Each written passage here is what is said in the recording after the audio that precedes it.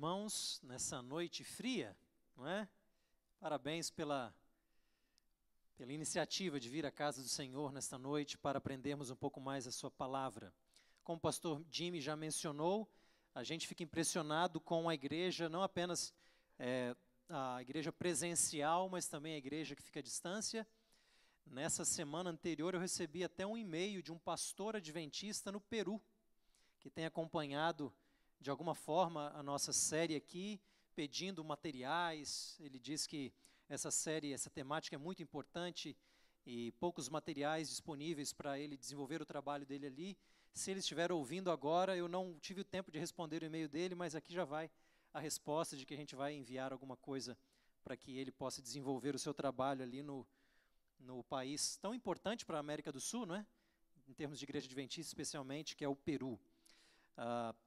Nós estamos vindo numa sequência da série, esta é a quinta noite já falamos um pouco sobre a função hermenêutica, a função da compreensão do santuário, não como uma doutrina entre outras, mas como a doutrina por meio da qual nós entendemos melhor outras doutrinas, outros ensinamentos sobre Cristo. Na outra noite nós discutimos um pouco o santuário no livro de Êxodo, para destacar a importância da aliança que Deus faz com o seu povo, e o santuário é um resultado dessa aliança. Depois nós fomos para Levítico, para falar um pouco sobre como é o funcionamento desse santuário, por meio das suas ofertas, por meio do calendário, das festas judaicas que se centralizam no santuário. Na semana anterior nós falamos sobre o santuário e a espiritualidade no livro de Salmos, como que o salmista declara o seu amor pelo santuário. Na noite de hoje nós vamos abordar o livro que é o livro bíblico essencial para discutirmos o sacerdócio de Cristo. Aliás, este é o único livro da Bíblia que chama explicitamente Jesus de sacerdote. Nós temos outros momentos em que a Bíblia fala da intercessão de Cristo, como em Romanos 8, verso 34, também em 1 João 2:1 como advogado, mas como sacerdote, essa linguagem tão explícita e clara apenas na carta aos Hebreus. E é para essa carta que nós vamos agora com o tema da entrada de Cristo no santuário celestial. Vamos fazer uma oração ao Senhor, na medida que nós vamos tratar de assuntos tão profundos e também, ao mesmo tempo, complexos, que o Espírito Santo nos dê o conhecimento adequado. Nosso Pai amado, nós estamos felizes pela oportunidade que temos de estudar um tema tão profundo e, ao mesmo tempo, tão belo na Tua Palavra. Nós pedimos que o Teu Espírito esteja conosco. Nós sabemos que somos falhos, somos pecadores, nossa mente é restrita, mas nós pedimos que o Teu Espírito possa atuar na nossa vida, no nosso coração, e que, por essa mensagem tão maravilhosa, nós possamos Te conhecer melhor e ter um relacionamento mais profundo contigo. É o que nós pedimos, no nome santo de Jesus. Amém. Eu quero começar dizendo, vamos ver se o nosso aparelho aqui funciona, porque ele vai deixar a nossa vida mais fácil. Eu estou vendo que ele está resistindo um pouco aqui. Eu acho que vou precisar da ajuda dos amigos lá do fundo, tá bom? Hebreus, na teologia adventista do santuário, na teologia bíblica do santuário, ele é fundamental para estabelecer uma crença importante para a igreja adventista desde os seus primórdios. E você pode observar, nós temos um livro de Ellen White chamado Cristo em seu Santuário. Quantos já viram esse pequeno livreto, que não é mais impresso pela CPB, mas você encontra virtualmente no formato em PDF? O que nós temos ali em Cristo em seu Santuário é uma compilação das declarações de Ellen White, prioritariamente vindo de patriarcas e profetas, onde ela narra ali a construção do santuário, e também do livro O Grande Conflito, quando ela traça um panorama profético ali. Então essa compilação, ela é muito importante para nós termos uma compreensão do santuário a partir do Espírito de Profecia. E você vai ver que nessa compilação, nessas declarações de Ellen White, ela vai usar com abundância o livro de Hebreus, especialmente para afirmar algo que vai aparecer no próximo clique do pessoal lá do fundo. Hebreus capítulo 8, versos 1 e 2, afirma a realidade de um santuário no céu. Aliás, Hebreus fala do santuário celestial como o verdadeiro tabernáculo que o Senhor erigiu e não o homem. Nós lemos isso em Hebreus capítulo 8, versos 1 e 2. Quando nós vamos para Hebreus capítulo 9, na próxima tela, nós temos um texto similar que fala que Cristo não entrou em santuário feito por mãos, figura do verdadeiro, porém no mesmo céu, para comparecer agora por nós diante de Deus. Portanto, Hebreus é fundamental para estabelecer uma crença muito importante, que é a realidade de um verdadeiro santuário no céu. Ao mesmo tempo que esses textos são fundamentais para a nossa compreensão do santuário, o livro de Hebreus também traz alguma complexidade. E sem muita cerimônia, nós vamos para essa complexidade agora. E a complexidade é a possibilidade de interpretações que desafiam a visão adventista do santuário. E a principal delas, no próximo clique, onde que está o principal desafio? É que nas interpretações tradicionais da teologia cristã, de teólogos cristãos, tem-se uma visão sobre a entrada de Cristo no santuário. Esse é o tema de complexidade, a entrada de Cristo no santuário.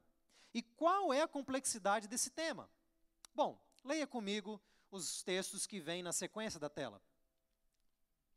Veja Hebreus capítulo 9, versos 11 a 12. Quando, porém, veio Cristo como sumo sacerdote dos bens já realizados, mediante o maior e mais perfeito tabernáculo, não feito por mãos, não desta criação.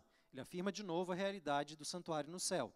Não por meio de sangue, de bodes e de bezerros, mas pelo seu próprio sangue, ele entrou. E aqui nós estamos lendo a revista Almeida atualizada. Talvez seja a Bíblia que você está usando agora aí. Ele entrou no Santo dos Santos, uma vez por todas, tendo obtida eterna redenção. De acordo com a tradução que nós estamos usando aí, ele entrou aonde mesmo? No Santo dos Santos. E aí, para você que é um adventista de plantão, atento para as palavras, esse tipo de linguagem pode trazer alguns desafios para a interpretação ou para a visão profética adventista. Próximo texto. Ainda no capítulo 9, versos 24 e 25, porque Cristo não entrou em santuário feito por mãos, figura do verdadeiro, porém no mesmo céu para comparecer agora por nós diante de Deus. Nem ainda para se oferecer a si mesmo, muitas vezes, como sumo sacerdote, a cada ano entra no Santo dos Santos com sangue alheio. E de acordo com a tradução que nós estamos tomando aqui, a entrada de Cristo no santuário celestial está sendo comparada à entrada anual do sumo sacerdote no Santo dos Santos, que para quem entende os ritos bíblicos se refere ao dia da expiação. Bom, qual é o problema que está aparentemente se descortinando diante de nós? E o problema é mais ou menos o seguinte: é a interpretação, pode próximo clique, de que Cristo, por ocasião da sua ascensão, lá no primeiro século, ele entrou no Santo dos Santos, cumprindo o dia tipológico da expiação, o dia da expiação. E isso ele fez por ocasião da sua ascensão ao céu. Portanto, com base nesse tipo de direção que nós estamos tomando aqui, aonde fica o ano de 1844, colocado por Daniel 8,14 como a data quando Cristo vai trabalhar na purificação do santuário por ocasião do dia da expiação. Esse tipo de desafio não vem apenas do mundo evangélico em geral. Nós temos também teólogos que começaram na igreja adventista e tiveram dificuldades com esse tema. Permita-me dar 3 nomes aqui apenas para nós percebermos. O principal deles, que interpreta a entrada de Cristo no santuário celestial por ocasião da ascensão, é um indivíduo chamado Bellinger. Você tem as datas da vida dele. Depois você tem também Ken Wright, um importante pastor e pregador na história do Adventismo, e mais recentemente Desmond Ford, numa discussão bastante acalorada na época dos anos 70, não é?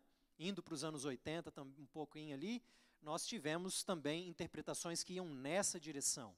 E o livro de Hebreus era usado para desafiar uma ideia de dia da expiação em 1844. Eu espero que você esteja preocupado agora, porque se você estiver preocupado, esse é um bom sinal. É um sinal de que você está em boas condições de nós continuarmos o estudo. Porque se você não estiver preocupado, então não ficou claro qual é a problemática que nós temos. Quais são respostas que nós podemos ter para esse tipo de desafio? E a gente vai enumerar aqui 3 tipos de resposta. E as três respostas se complementam. A primeira delas é que vários estudos têm apontado que a linguagem para santuário em Hebreus, elas têm em vista não um compartimento específico ou outro, mas elas têm em vista o santuário como um todo. Essa resposta ela não resolve ainda o que nós precisamos, mas ela é um primeiro passo para nós termos uma perspectiva clara do que vai se passar. A linguagem grega, eu não gosto muito de falar em grego para não ficar complicando muito a vida na igreja, mas eu vou tentar ser breve e já trazer traduções da Bíblia para você ter uma melhor visualização. Pode voltar uma anterior, para não complicar ainda? A linguagem grega para santuário, no livro de Hebreus, é a linguagem de tarrágia. Esse é o termo mais usado em Hebreus para o santuário. Não é só esse. Tem também skene, que é uma palavra para tenda, para tabernáculo. Hagia quer dizer santo, não é? Santo. Então, nossa palavra para santuário é muito próximo do uso grego. Santuário, tarrágia, se refere a algo santo, santuário. Apocalipse e os evangelhos têm uma outra palavra grega para santuário, é naos, que é a palavra para templo, certo? Mas sem complicar muito, vamos ficar com essa daí, tarrágia. É o santuário como um todo. E agora vai ficar mais claro para a gente. Vamos para a tabela. Essa tabela é muito útil para nós. Nessa tabela, eu vou tentar falar ali o que está ocorrendo. Nós temos as passagens numa primeira coluna, as passagens em Hebreus. A primeira ocorrência de tarrágia no livro de Hebreus é no capítulo 8, verso 2. Você está vendo em grego ali o que é escrito, tem variações desse termo, tem declinações da linguagem, mas isso não vem ao caso. Todas elas vêm da linguagem de tarrágia. E para simplificar, eu vou usar tarrágia para todas elas. Tá bom? Capítulo 8, verso 2. Se referindo, ali você tem na frente ali daquela coluna, se está se referindo ao santuário celestial ou ao terrestre. E mais à frente você tem várias colunas de tradução. Então deixa eu tentar decifrar para você ali. Ara é Almeida Revista e Atualizada. É a Bíblia que nós mais usamos para os eventos da igreja. Provavelmente é essa Bíblia que você está na mão agora aí. Você pode olhar lá na frente para ver qual que é a sua tradução. Almeida, Revista Atualizada, segunda edição, 1993, normalmente é o que nós usamos. Pois bem, de 25 em 25 anos, as sociedades bíblicas, elas têm o princípio de nos dar uma nova tradução. E aqui no NASP nós tivemos nesse ano o lançamento da nova tradução Almeida, que é essa daqui, que vem com letra gigante para todo mundo, não é? Então, muitos aqui já têm. E está entre parênteses ali, NAA, Nova Almeida Atualizada. É o jeito que ela está sendo chamada. Na outra coluna, você tem uma outra Bíblia, ARC, é uma abreviação para Almeida Revista e Corrigida. Essa Almeida Revista e Corrigida, ela preserva as traduções antigas da Bíblia Almeida para o português. Então, eles preservam, tem gente que se apega muito a uma tradução, e eles deixam lá, Revista e Corrigida. Depois eles vão atualizando, você tem a Almeida Revista Atualizada, a Nova Almeida, mas eles continuam lançando a tradução mais antiga. Por que eles lançam traduções mais novas? Primeiro porque as pesquisas teológicas elas vão avançando. E com isso nós temos melhores expressões de tradução por meio das pesquisas. Outro elemento é que a nossa linguagem também muda, não é verdade? E nós lemos ali na Bíblia vários termos que já não falam mais, não são compreendidos mais. E por isso, uma atualização é sempre válida de 25 em 25 anos. Vocês leram na Bíblia já a expressão, e Jesus cingiu-se? Leram essa expressão? Que negócio é esse? Cingir, né? Você não ouve o pessoal na rua falando, eu vou me cingir agora. Não é? É o roupão da época que ele levantava, amarrava assim. Então, para a época era muito bom, mas a gente precisa de uma outra palavra para o nosso mundo. Bom, mas nosso tema aqui não é sobre cingir-se, é sobre o tarrag, é sobre o santuário. Junto com a Almeida Revista e Corrigida, você tem um BJ ali, que significa Bíblia de Jerusalém. É uma Bíblia também famosa no nosso meio, tem uma boa tradução, editada pela editora Paulus. Depois tem uma outra na frente ali, TEB, que é uma iniciativa ecumênica chamada Tradução Ecumênica da Bíblia, publicada pela Loyola. Estou só listando algumas Bíblias importantes que nós temos em português, independente de ser, nenhuma delas é adventista em si, é Bíblia, tá bom? Depois nós temos na frente uma que os jovens gostam muito de usar, é a Nova Tradução na Linguagem de Hoje, NTLH. E na frente também, uma boa tradução que nós temos é a Nova Versão Internacional. São boas traduções, em geral, mas para Tarrágia tem uma variação tremenda. Olha só, dá uma olhadinha, você vê que a maior parte das ocorrências de Tarrágia em Hebreus se encontra em que capítulo de Hebreus? No 9, está quase tudo ali. Porque é ali que ele vai discutir em mais detalhes o papel do santuário, especificamente o trabalho de Cristo no santuário. Certo? Então nós temos ali o 9, também 10 e também o 13. É a mesma palavra. É a mesma palavra.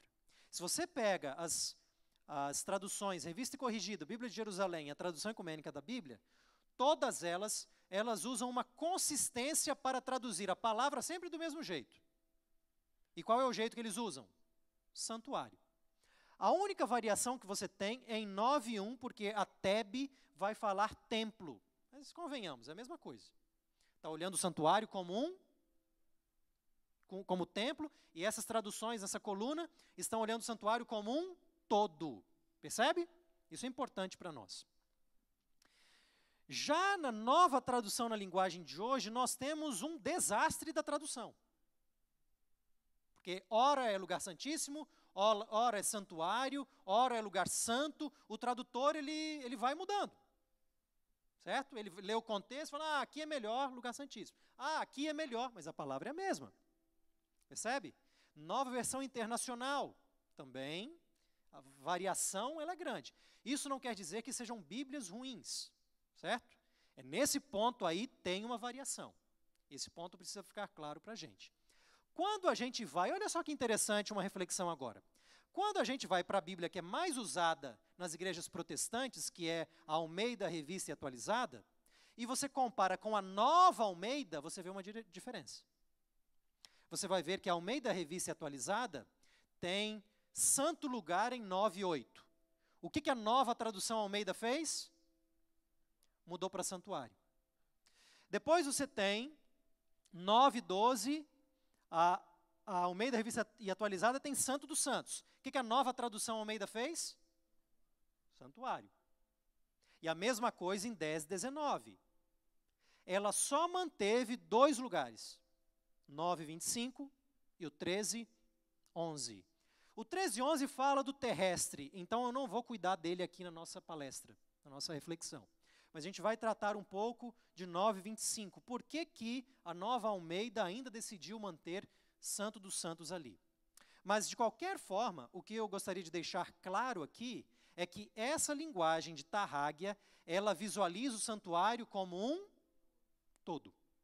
E isso ajuda a gente a entender o que está se passando. E a gente vê quando compara as traduções. Eu até gosto, quando estou tendo estudos bíblicos com irmãos de outras igrejas protestantes, eu gosto de usar a Revista Corrigida, porque ela é mais consistente na tradução do mesmo termo.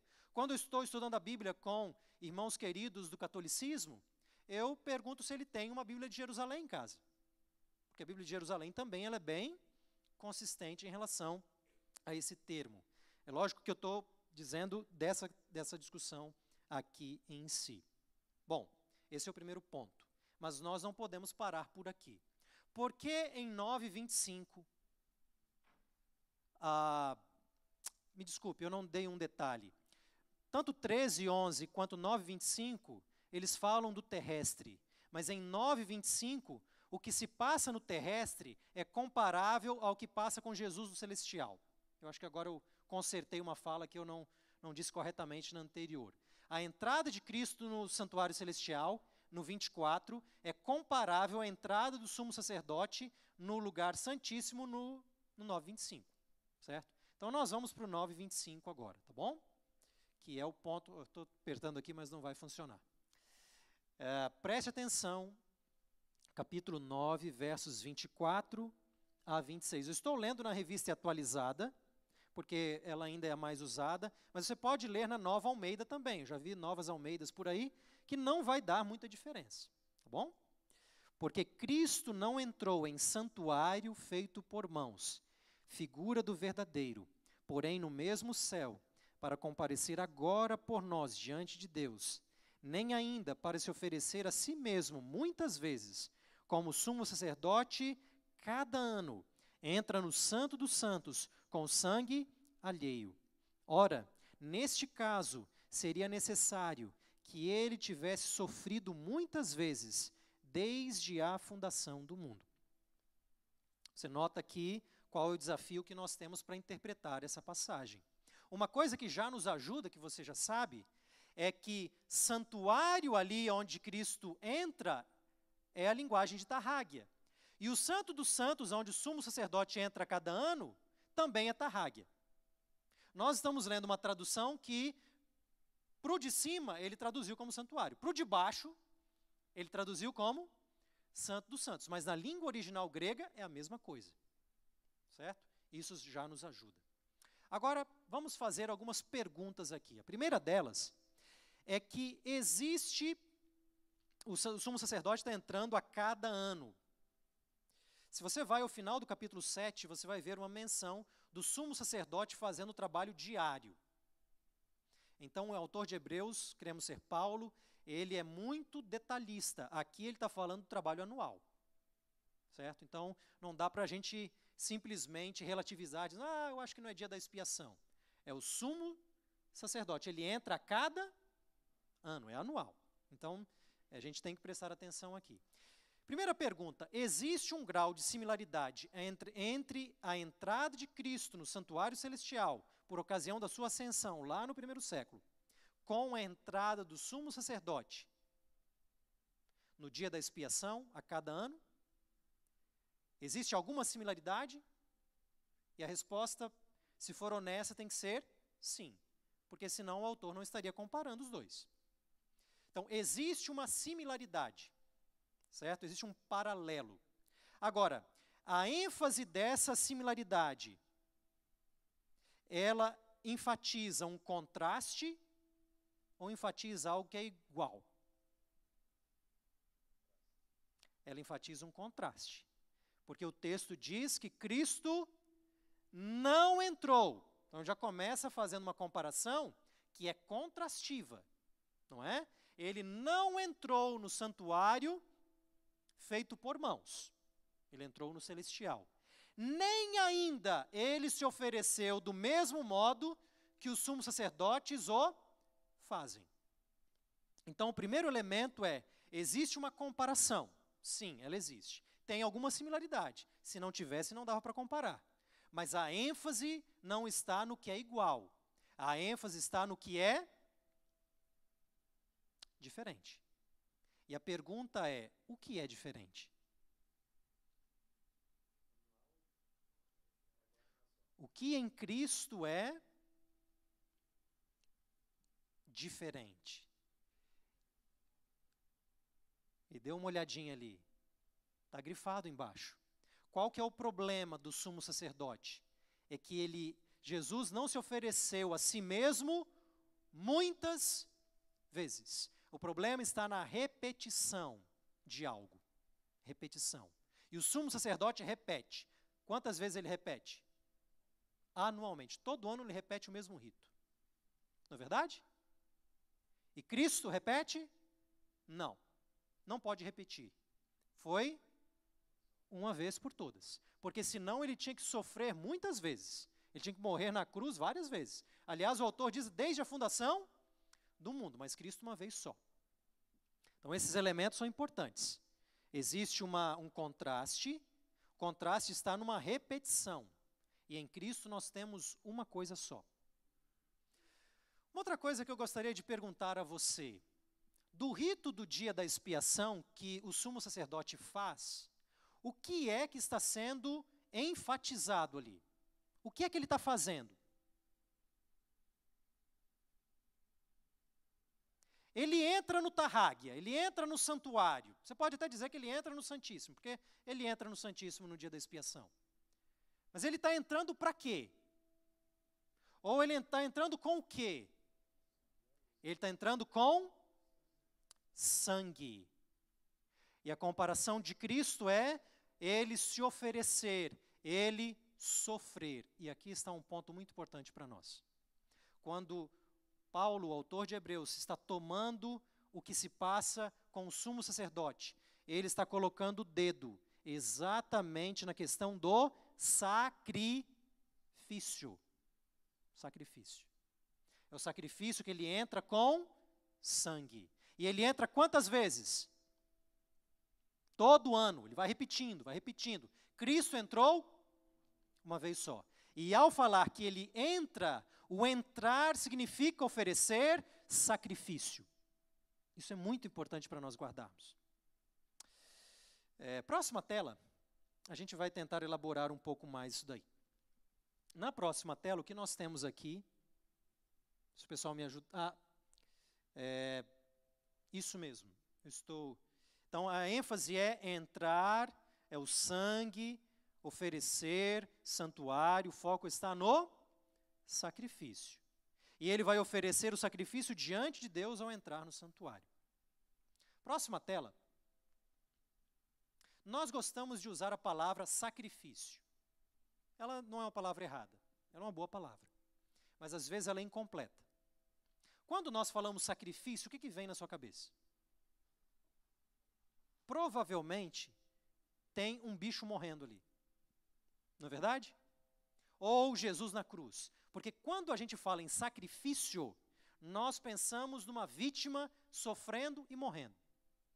Mas essa não é a única palavra que a Bíblia usa para o que se passa como sacrifício. Uma outra palavra que é usada, que a gente leu agora há pouco, é a palavra oferta. Oferta. E é assim que Levítico, capítulo 1 a 7, chama os sacrifícios. Os sacrifícios são ofertas. Tem oferta de holocausto, tem oferta de manjares, tem oferta pelo pecado, tem oferta. E a gente chama as duas coisas, chama a mesma coisa com esses dois nomes. Está tudo bem. Quando você pensa em sacrifício, você pensa num bicho morrendo, ou em Jesus na cruz. Mas quando você pensa em oferta, no que você precisa pensar? Oferta é algo que você está dando para alguém. Ofertando para alguém. Se não tiver alguém para receber, não tem oferta. Não é verdade? O foco da palavra oferta está em Deus. O foco da palavra sacrifício está em alguém morrendo.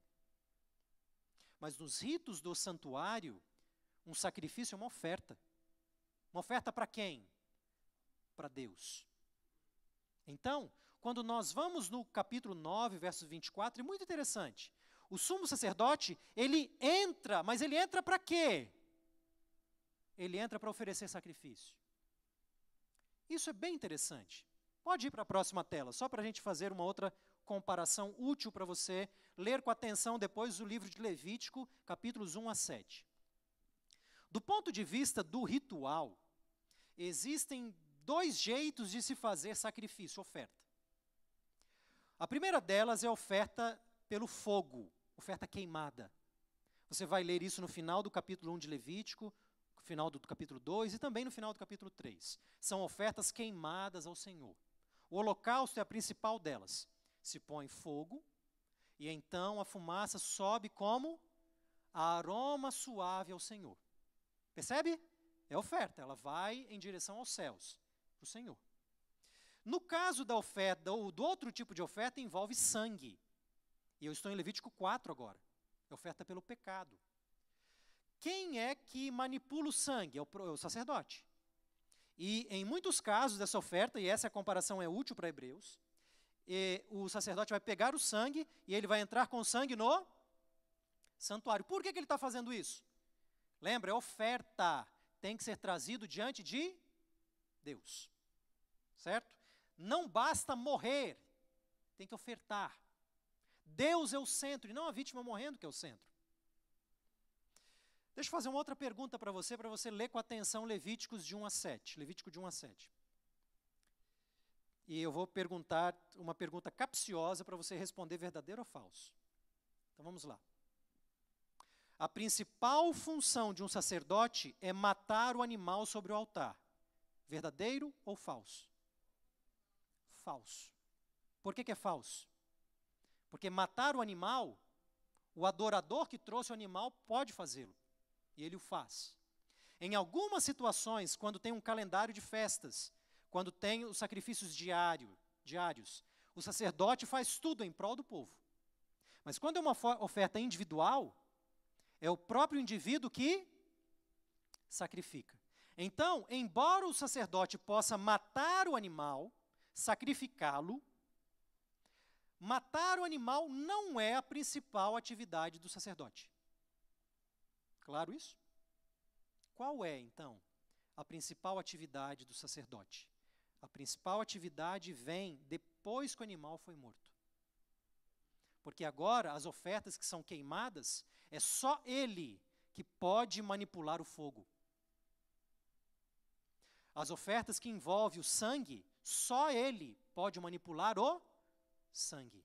Seja na imagem do fogo da fumaça, que sobe aos céus, ou do sangue que vai entrar no santuário, é apenas o sacerdote que faz essa transição para que a oferta chegue a Deus.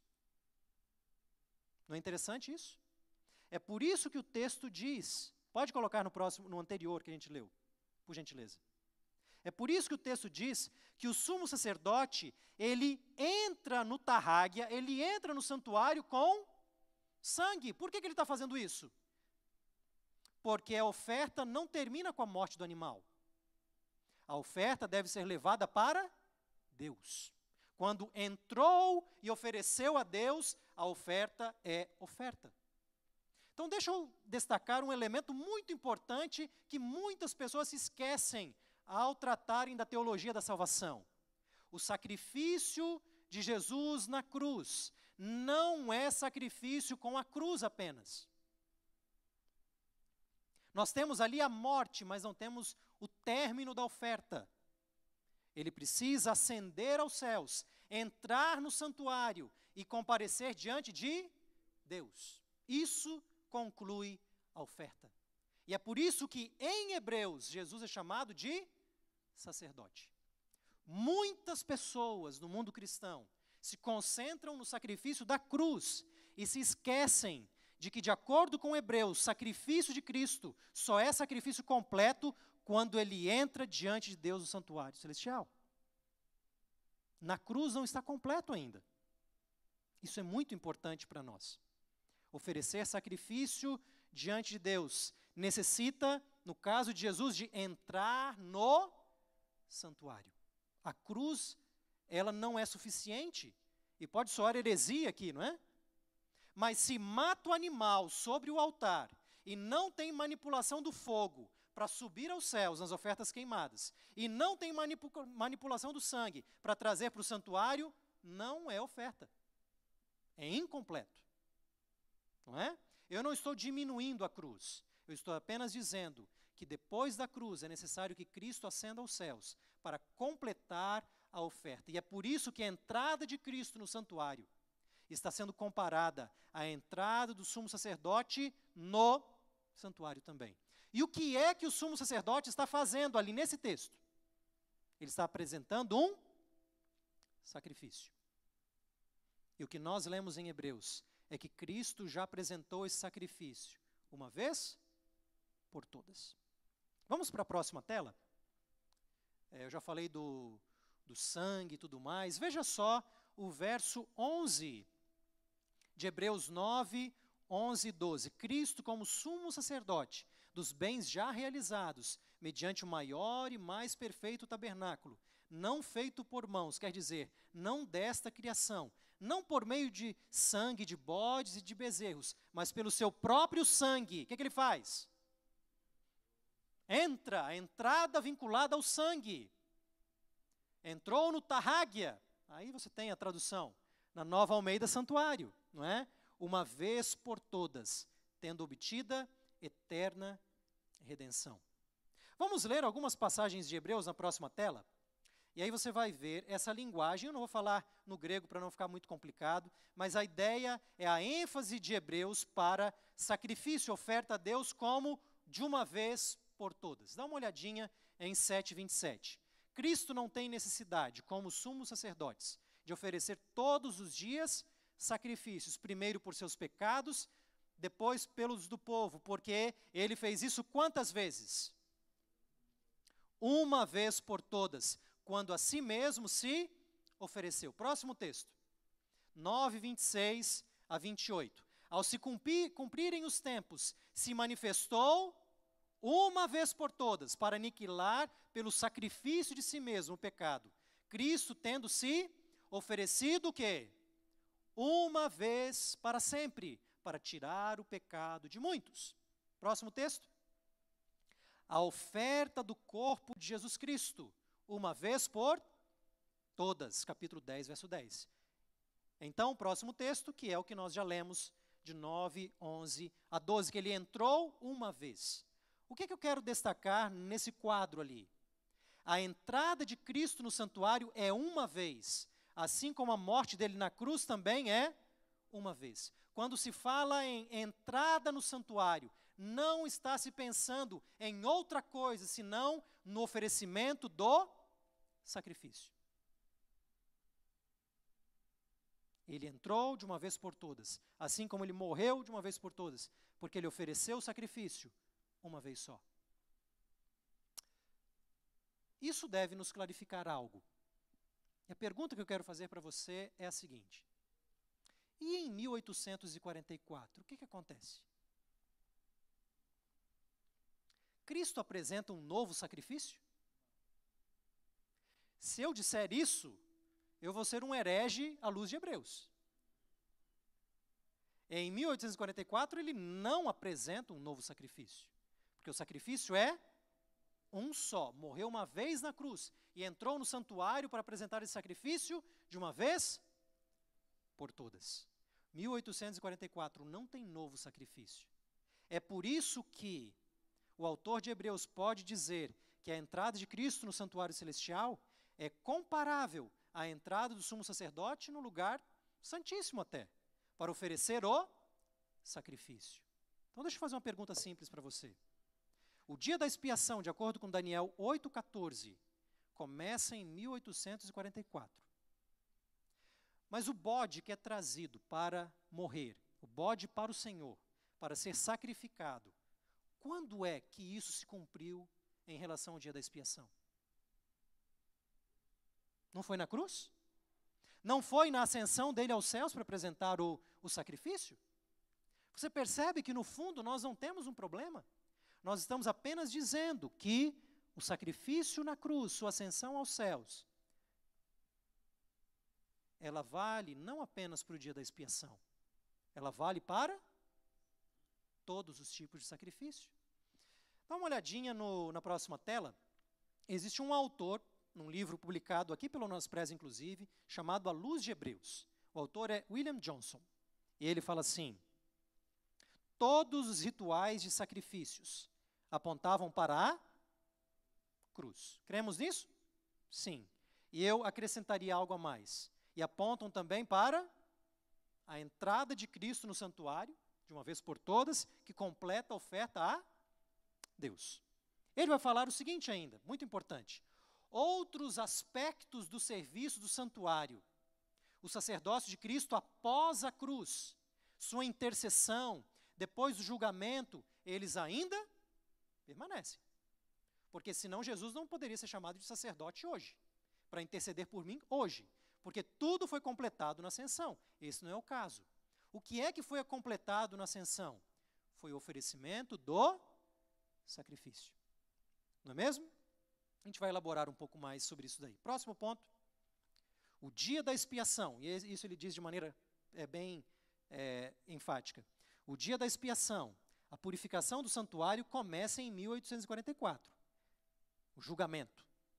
Mas ela é baseada no único sacrifício da cruz. E eu completo. E a única entrada no santuário para completar a oferta diante de Deus.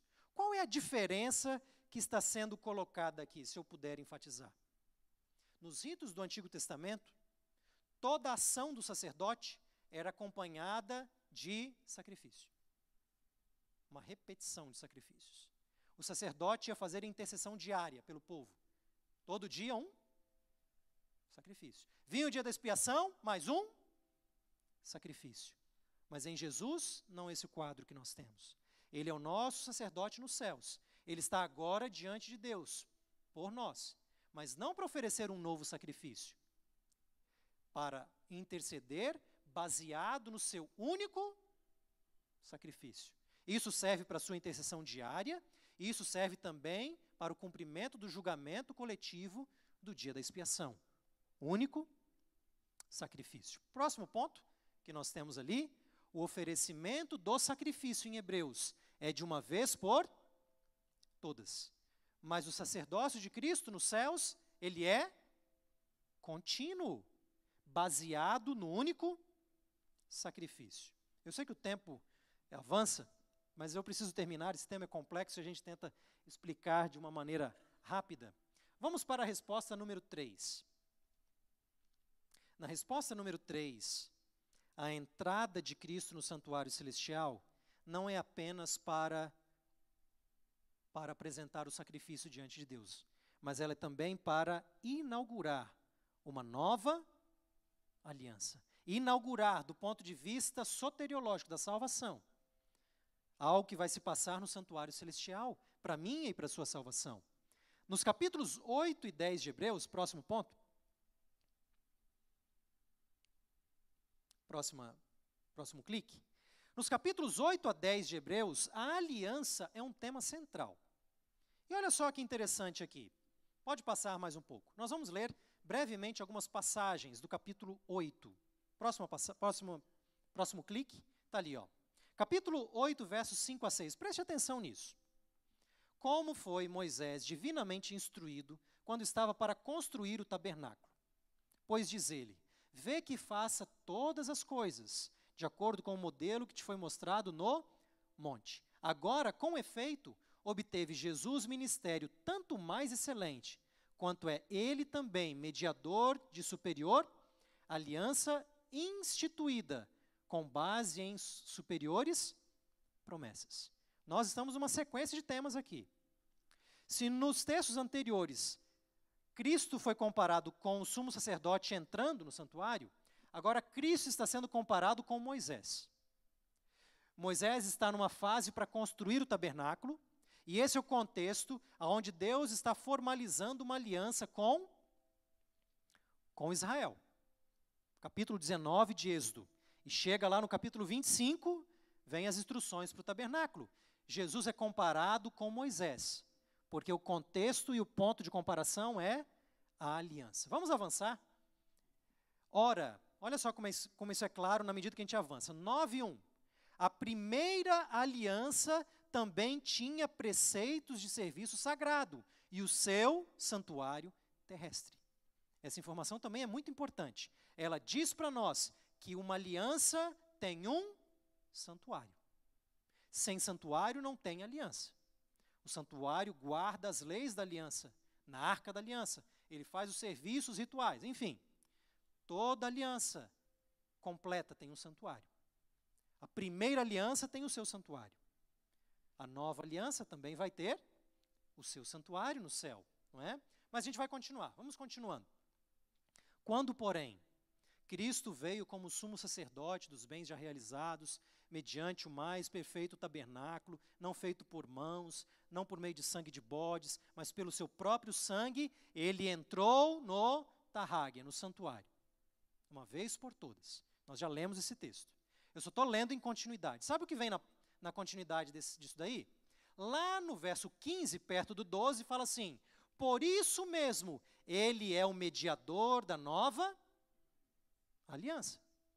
Olha só que interessante. A entrada de Cristo no santuário celestial tem que ver não apenas com oferecer sacrifício, mas também com uma nova aliança. Vamos continuar lendo.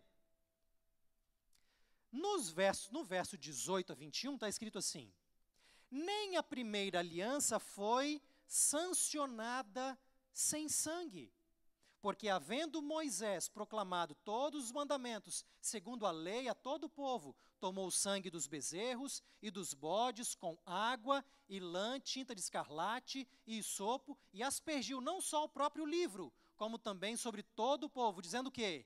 Este é o sangue da aliança, a qual Deus prescreveu para vós outros. Igualmente, grave esse verso agora, igualmente também aspergiu com o quê?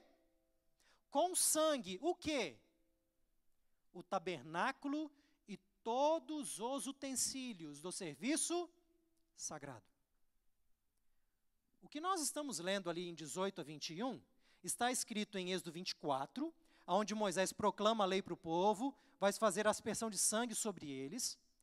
E quando chega lá no final de Êxodo, capítulo 40, o tabernáculo é erguido e ele vai fazer esse rito de inauguração do santuário.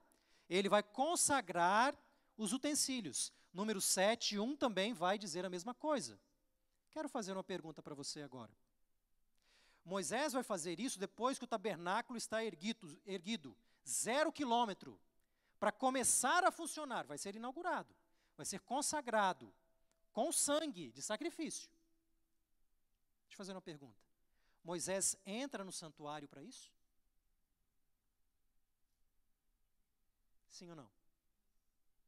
O tabernáculo está erguido, todos os móveis estão lá dentro. Ele vai ungir o tabernáculo e também todos os utensílios.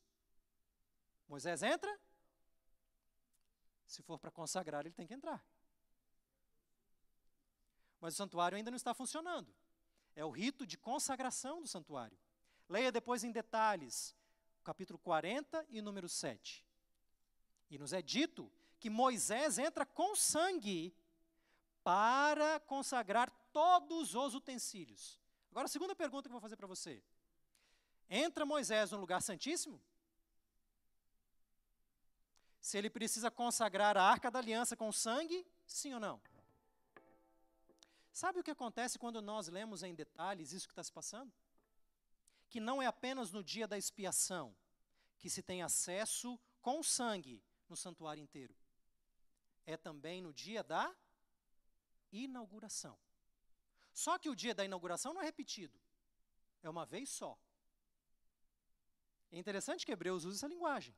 É uma vez por todas. A entrada de Jesus no santuário celestial com sangue não é apenas comparável ao oferecimento de todos os sacrifícios, mas também é comparável à entrada de Moisés no santuário para consagrá-lo para tudo aquilo que iria passar. Todos os utensílios. Eu creio que esse quadro nos ajuda muito a entender o que acontece quando Cristo entra de uma vez por todas no santuário. Ele está inaugurando uma nova aliança, sancionada, enkainizo. Se você pega a Bíblia de Jerusalém, tem uma boa tradução ali. Inaugurada. A entrada de Moisés no santuário para a inauguração é comparada à entrada de Cristo no santuário de uma vez por todas. E agora faz todo sentido. Ele entra para inaugurar um santuário que vai funcionar para a salvação de todas as pessoas.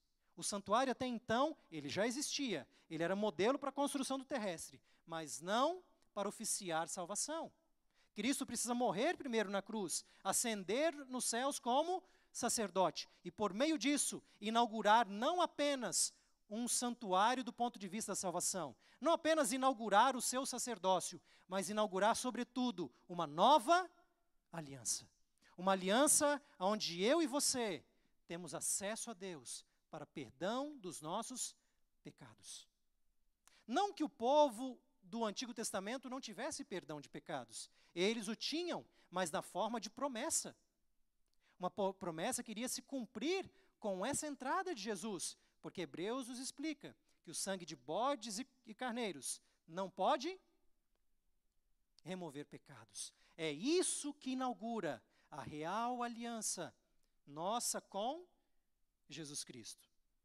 É a comparação com Moisés.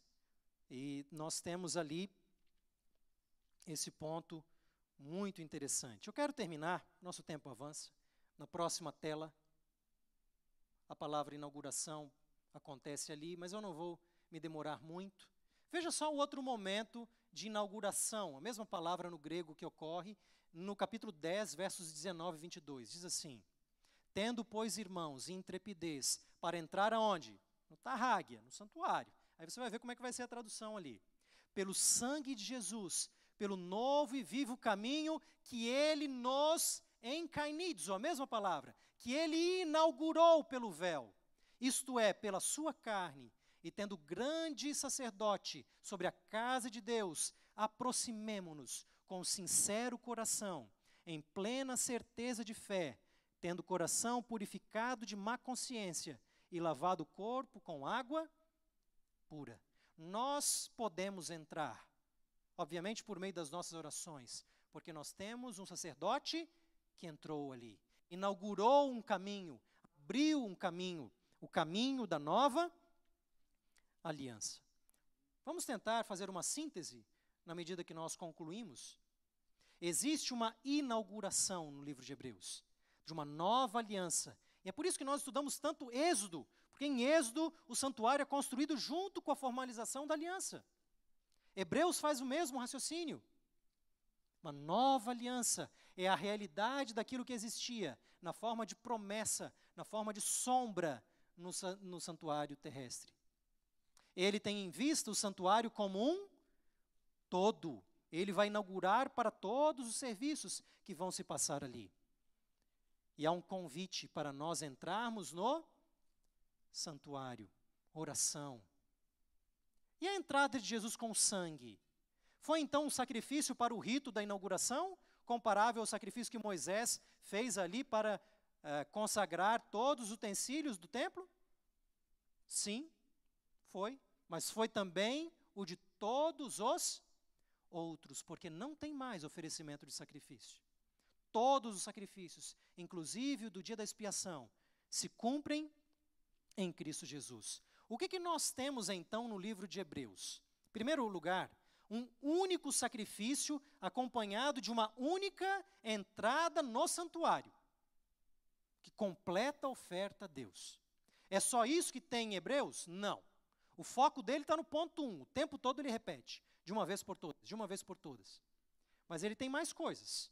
Por exemplo, o ponto 2, o que nós temos ali? Uma intercessão contínua. Que textos nós temos para isso? Rapidamente. Hebreus 7, 25, ele pode salvar totalmente os que, por meio dele, ele está fazendo o papel sacerdotal, se chegam a Deus. Por quê? Ele vive para sempre, para interceder por nós. Ele trabalha hoje como sacerdote por nós. Ele não trabalhou uma vez por todas e acabou, não. Uma vez por todas é só o sacrifício. A sua intercessão, antes de 1844, foi toda baseada no único sacrifício. Não é? Cristo não entrou em santuário, feito por mãos, figura do verdadeiro, porém no mesmo céu, para fazer o quê? Para agora comparecer por nós diante de Deus. Ele não fez de uma vez por todas, ele continua fazendo. Tem só isso em Hebreus? Cabe Hebreus por ali? Não. Hebreus tem mais coisas.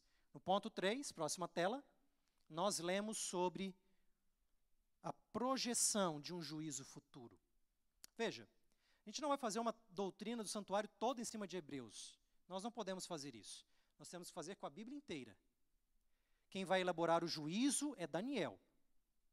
O foco de Hebreus é mais no único sacrifício, na sua intercessão contínua. Mas Hebreus também aponta para um juízo futuro. Eu vou ler ali a partir dos versos 25. Vede que o dia se aproxima. Se vivermos deliberadamente em pecado, depois de termos recebido pleno conhecimento da verdade, já não resta sacrifício. Não é interessante isso?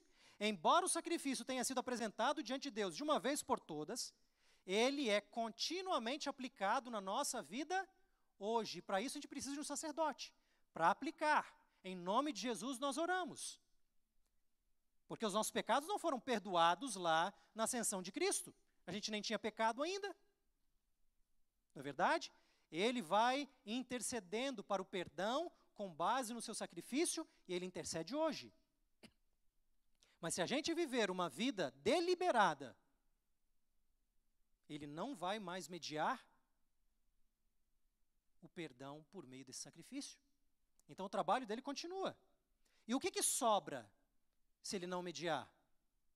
Uma certa expectação horrível de juízo. Para Hebreus, juízo é passado ou futuro? É futuro. Para nós já é presente, já vivemos depois de 1844. Mas para o primeiro século, a época que Hebreus foi escrito, juízo é futuro. Dia da expiação é o dia do juízo coletivo do povo de Israel. E olha só que interessante. O Senhor julgará o seu povo. Se você conhece bem a doutrina adventista, o juízo investigativo, ele é para o povo de Deus. Deus julgará o seu povo. Horrível coisa é cair nas mãos do Deus vivo. Tendes necessidade de perseverança, para que, havendo feito a vontade de Deus, alcanceis a...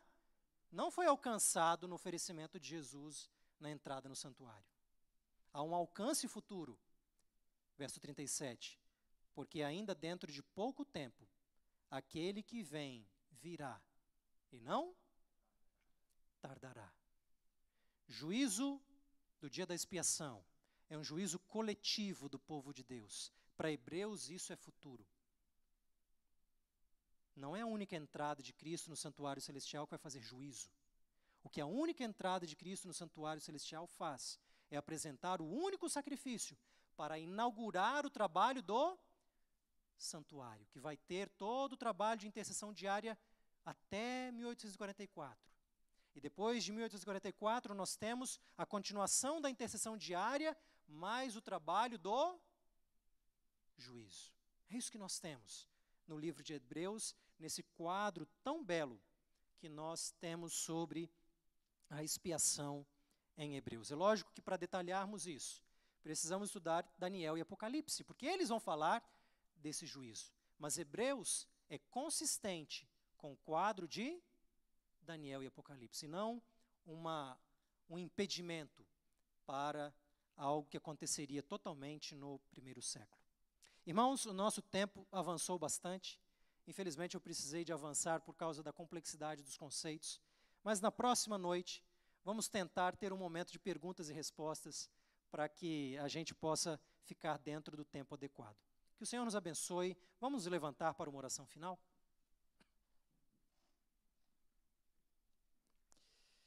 Nosso Pai amado, nós queremos louvar o Teu nome, porque nós temos um grande sumo sacerdote nos céus. Obrigado pelo oferecimento de Jesus na cruz e pela sua única entrada no santuário para oferecer, de uma vez por todas, o sacrifício que pode nos purificar hoje. Portanto, nós pedimos que a intercessão de Cristo, que as bênçãos desse sacrifício possam ser aplicáveis à nossa vida hoje, purificando o nosso caráter, purificando a nossa vida, perdoando os nossos pecados. Ajuda, Senhor, para que nós tenhamos esse acesso tão maravilhoso ao teu trono da graça, para que possamos encontrar misericórdia em tempo oportuno. E ao vivermos, Senhor, no tempo do juízo, de acordo com as profecias de Daniel, nós pedimos que o nosso coração esteja ligado a Ti. Tira de nós toda a atitude deliberada de pecado, de continuidade na vida de pecado, mas purifica o nosso coração, para que, no meio desse julgamento final, o sangue de Cristo possa nos purificar de todo o pecado. É o que nós pedimos, Pai. Dá-nos uma boa semana na Tua presença, no nome de Jesus. Amém. Boa semana a todos.